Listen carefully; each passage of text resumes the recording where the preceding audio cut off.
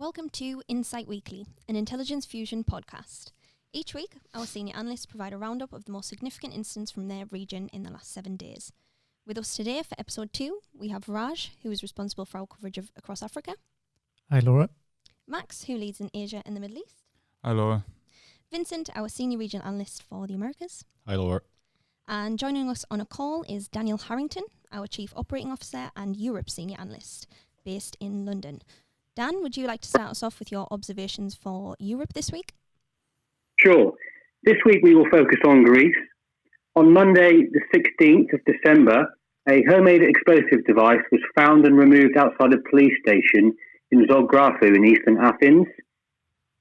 Although no perpetrators have been identified as yet, it is likely that this may be a far left or anarchist group behind this, as they have previously targeted both police, commercial and government cities in the city before. The device was laid out overnight outside a police station, but fortunately the device had been incorrectly wired and failed to detonate. A counter-terrorism bomb disposal unit removed the device via a controlled explosion. Thank you, Dan. Max, what has been happening in India? India has been gripped by protests this week, and the protests are over what's been called the Citizen Amendment Act. And the whole point of the act is it makes it easier for non-Muslim migrants from Afghanistan, Pakistan and Bangladesh to gain Indian citizenship. And the announcement and the introduction of the act into Indian Parliament has caused widespread riots across mostly in the northern cities, but elsewhere as well in places like Lucknow and Mangalore. Today, the protests have increased in violence, with two protesters killed in Lucknow and Mangalore after being shot by security forces. So there's been a significant escalation from the protests, which originally started at a university in New Delhi on December the 15th. There's sort of two factors which are contributing towards the protest. So one is the act is accused of being quite overtly anti-Muslim by discriminating against all religious minorities, by discriminating against Islam by allowing religious minorities an easier path to citizenship than Muslims. But also the act has been accused of violating India's secular constitution. So there's been two reasons for the protest, really.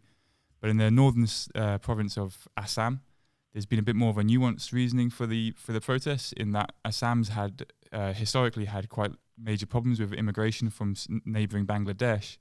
So there's another factor in the Assam protests along the line, rather than being a religious protest, it's very much become an ethnic protest.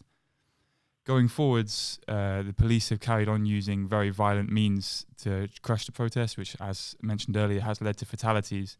So with this in mind, it doesn't seem like these protests are going to calm down anytime soon, as both sides have very much backed themselves into a corner. And it seems excessive use of force isn't going anywhere for the time being. Thank you, Max. Viraj? Yeah. So in Libya, fighting continues between the LNA and the GNA. Late last week, the LNA launched an offensive. Fighting continues around the outskirts of the capital. But over the past week, there have been increased reports of fighting just north of Tripoli International Airport and west of Tripoli.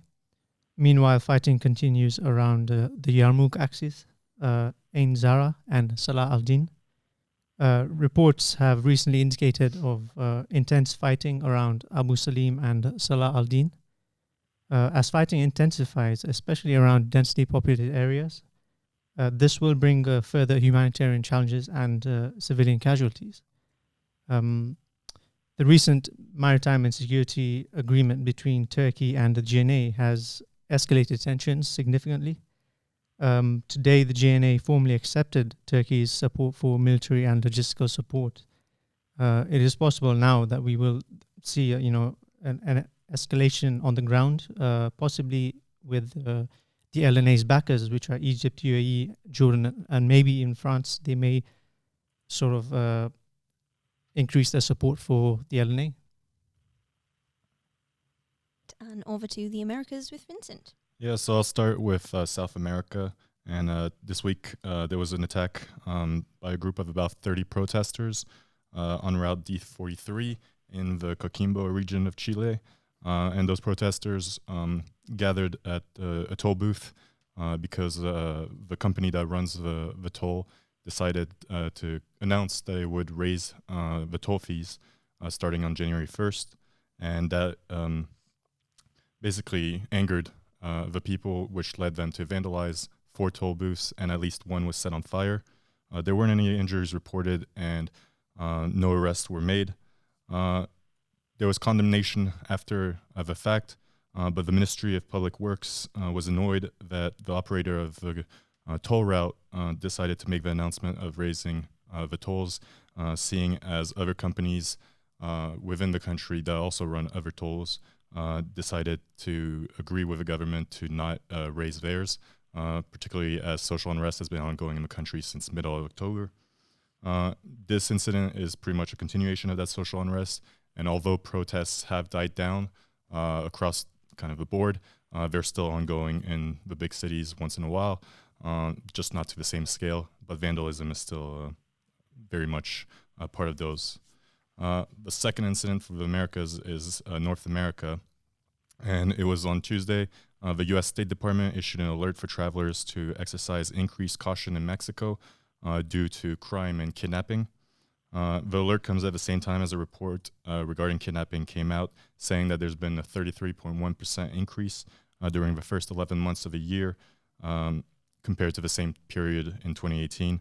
The states of Mexico and Veracruz are number 1 and number 2 on the kidnapping list in Mexico. And the report also said that